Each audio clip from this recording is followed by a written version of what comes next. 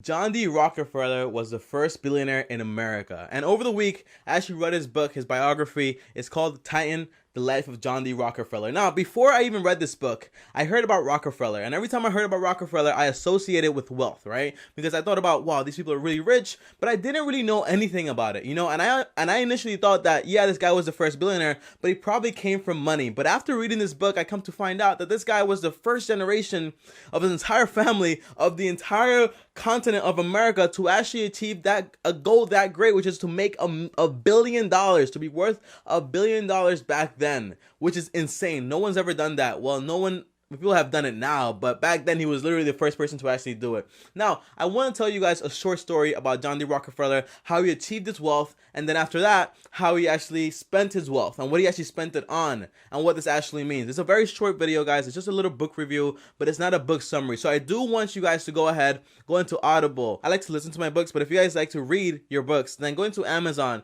go into whatever bookstore you want to go into, and really go ahead and read this book. It's called Titan, The Life of John D. Rockefeller. It's literally one of the best books that I ever read. Now let's get right into the video, right? John D. Rockefeller came up from a family that was not rich whatsoever, and one of his goals was to achieve $100,000, like to be worth $100,000, and he obviously achieved it because he was ended up being worth like around more than $1 billion, which is insane, right? But he always knew back then, because you gotta understand something, guys. When you're first generation, you gotta really think big. So when he was thinking about big, he thought about big industry. He didn't want to go into a business or a job that was gonna trap him for like 60 years into a factory or anything like that. He knew that he wanted to go into something that would land him big money. You know what I mean? So his first job, I think, was as a bookkeeper for a very successful company. And then after that, the first opportunity that he actually got to go into commodities and actually start his own business with Clark. You guys probably don't know who that is, but one of the first businesses that he made was called Clark and Rockefeller, which was very successful. But he got into that, and then instantly a friend from England actually came to him and talked to him about oil and refineries, right? Like how to refine oil and all these things so you're going to sell it. And Rockefeller saw this big opportunity in that. So he convinced Clark, his partner, to actually go into the business. They went into the business, but Clark didn't really want to do it, but Rockefeller did. So to make a long story short, it ended up in Rockefeller and Clark dissolved the entire partnership, and Rockefeller went ahead and went into the oil business. Once he went into the oil business, he put his mind to it.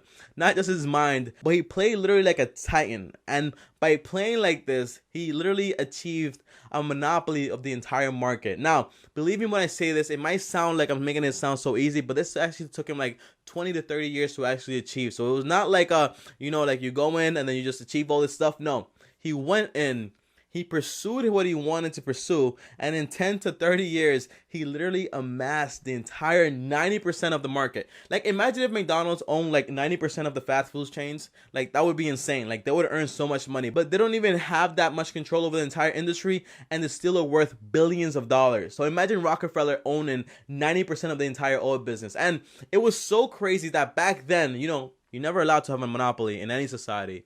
But back then, he literally used to purchase companies and have them keep their name and all those things to actually tell the government, like, oh my gosh, look, we have competition. But in reality, he was the owners of those companies too. So it was insane, absolutely insane. Now, I do want to say this, right? A lot of people look at Rockefeller and they say like, oh my gosh, this guy was so crazy. He took advantage of people. He did this, he did that. But we do have to understand something. The times back then were completely different than the times right now. Because right now, whatever I want to do, whatever I want to achieve, I can literally go on the internet and there's a blueprint for what I want to achieve. But back then, there was no blueprint. There was no rules. There was no plain nice. There was no square. You know what I'm saying? So they had to create the rules. They had to go in there and had to like literally do whatever they had to do to achieve what they wanted to achieve. Now, before you start telling me, Tommy, this guy sounds like he was like, like way too serious about it, right? And he was very serious about every single thing, right? But once he got into his older age, he started to back away from that business, and he started to actually want to spend that money. And just as he's focused on earning money, he also focused on spending money. By the way, back in those days, I think he used to earn like around $10 million a year just on dividends.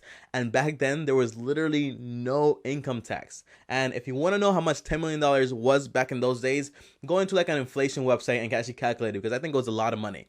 But he started to go into philanthropy. And you know how in today's society, you see Warren Buffett, you see Bill Gates, they're all doing these like philanthropical activities, right? Like, oh, like I want to cure this, I want to cure that, I want to donate to this, I want to donate to that. Well, they all got that entire blueprint from Rockefeller, because Rockefeller created that entire thing, because Rockefeller knew that if he kept all this wealth before he died, then he knew and he believed that that wealth would destroy his family. And it is kind of true, you know. That's why you see so many people that are born into wealth, they go into drugs, they go into a whole bunch of things, because life is too easy for them and they don't actually know how to earn anything.